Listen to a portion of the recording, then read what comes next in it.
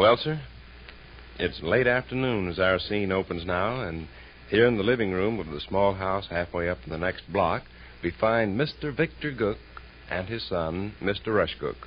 The gentlemen are seated on opposite sides of the library table, and a brisk rummy session is in progress.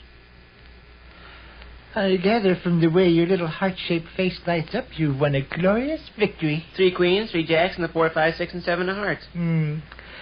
It's funny how punk players will sometimes blunder blindly along and win by a fluke. I didn't expect any credit. All right, that's 2 games in a row for me. Your deal. Slap over the tickets. When you beat, you make a big speech about your superior strategy. When I beat, it's a fluke. Very true.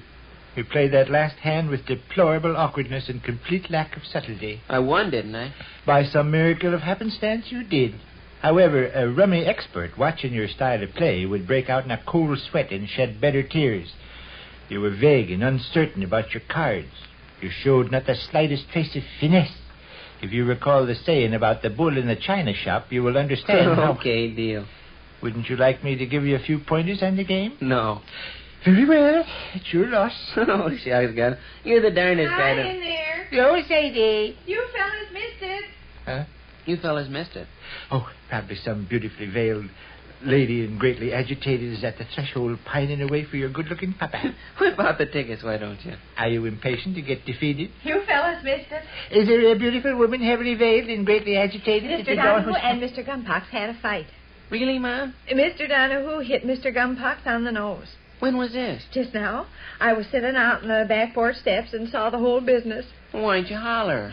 I never thought of it. I was so interested in what was going on. Heck, I like to watch a fist fight better than I like to eat. Well, this wasn't much of a fist fight. Only one blow struck. When Mr. Donahue hit Mr. Gumpox, huh? Yeah. He hit him a good one, though. Right on the nose. Draw blood? Well, I think so. He took that bandana handkerchief off in his neck and held it over his face. What was the difficulty? Oh, silliest darn thing. I bet Gumpox's half-wit horse ate Donahue's lunch again. No, not this time. Well, stand up, pussy. Mr. Gumpox come along in his garbage wagon and seen Mr. and Mrs. Donahue on their back porch steps. He blew a kiss to Miss Donahue. Oh, go on. Oh, sure. He blew a kiss to Miss Donahue, and Mr. Donahue was infuriated. He tore out to the alley 60 miles an hour. And pasted Mr. Gumpox one upside the snoot, huh? Yeah. Doggone, I wish you'd hollered. Well, I don't think I'd have hollered even if I'd thought of hollering. It'd attracted attention to myself and made us look like a bunch of nosy busybodies. A fist fight in the alley, though, is important. Gee whiz, if a cyclone come along, you wouldn't hesitate to holler because it'd make us look like nosy busybodies? Well, no, with a cyclone, I don't suppose I would. What's Gumpox's idea of blowing kisses at Ma Donahue? Well, he's been doing it for years. Really? Sure. Does he love her? Oh, he blows kisses at all the ladies up and down the alley. He blows kisses at you? Of course. Why, son of a gun. Well, I've mentioned that habit of his, haven't I? No. I must have. Well, it's been going on for years. Us ladies up and down the alley joke about it all the time. Sure, Gus. I've seen Mr. Gumpox blow kisses to ladies on 1,000 different occasions. When he sees you on your back porch, he'll wave and show how he goes, will he? Well, he... It's louder than that. Hey, guy's a regular Romeo, huh? Oh, he don't mean anything by it. It's just being... gallant. Yeah. You'll be on your back porch step, shaking out a mop or watering plants. Along will come Mr. Gumpox. And throw me a kiss? Yeah, sure. He only does it to be friendly and nice. I'm greatly flattered. The garbage man threw me a kiss. Do I throw him back a kiss? If you want to. Do you throw him back a kiss? Oh, of course not. Charlie Racer Scum throws him back kisses. Oh, yeah, he does. Just to act the fool. No, Mr. Gumpox's been doing that so long now, I kind of take it as a matter of course. The rest of the neighbor ladies are the same. Miss Harris, Miss Husher, Miss Drummond, Miss Wheeler, the whole push. Garbage wagon will come along the alley, and Mr. Gumpox will wave, and... This pretty little custom was a surprise to friend Donahue, eh? Well, apparently, he sure did get mad. Tore out to the alley like a bolt of lightning. Describe what happened, Ma. Well, I was sitting on the bottom back porch step with my sewing. Mr. and Miss Donahue were on their back porch steps. and we chatted back and forth. I think I heard the sound of your voices while Gov and I were playing rummy. Uh-huh. Well, before long, here come Howard up the alley pulling the garbage wagon. Mr. Gumpox was perched up on that board he uses for a seat. He saw Mr. and Miss Donahue and done what he always does when he spots a lady he knows. Yeah. Donahue immediately sized him up as a common measure. I expect. Anyway, he certainly jumped. Run out to the alley, grabbed Howard's reins, yanked Mr. Gumpox off in the wagon, and proceeded to Oh, pass. no, he never done all that. What'd he do? He motioned Mr. Gumpox to stop. Then he says, stick your chin down here. See, the board Mr. Gumpox sits on is pretty high. Mr. Donahue couldn't reach high enough to hit him. Oh, for gosh sakes. He told him to get his chin down where he could smash it? Yeah. And Gumpox obliged? Well, Gumpox never realized what Mr. Donahue had in mind. He didn't know Mr. Donahue meant to hit him on the nose. But Gumpox did put his chin down, huh? Sure. Well, you'd have thought the half-wit would have divined Donahue's intention. He didn't, though. Mr. Donahue says, stick your chin down here. Mr. Gumpox was agreeable as assured.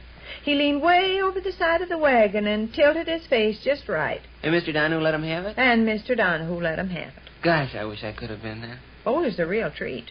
Well, what happened next? Mr. Gumpox was stunned. I imagine. Completely flabbergasted. He had no idea in the world why Mr. Donahue had smashed him.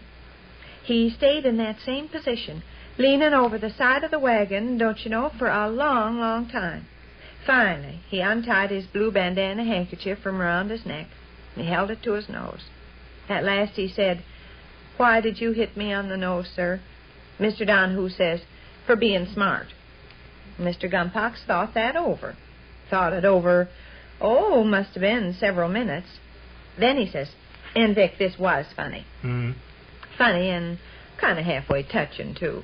What'd you say? Because he was all in the dark why he'd got his nose bloodied. What'd he say, Ma? He's Howard. Howard? Howard kicked Mr. Donahue.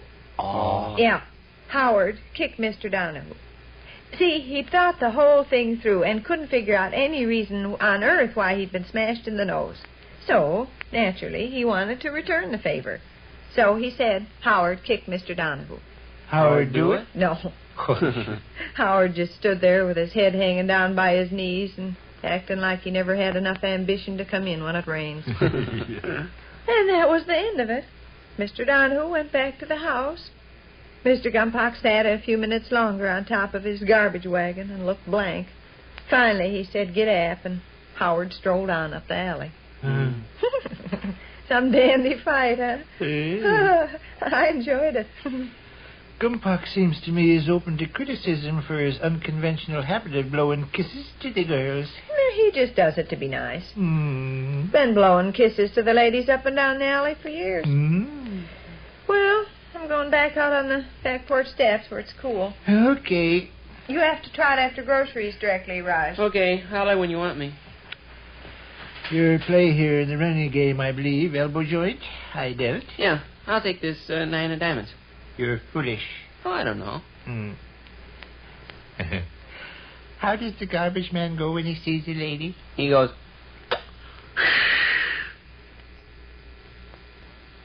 Which concludes another brief interlude to the small house halfway up in the next block.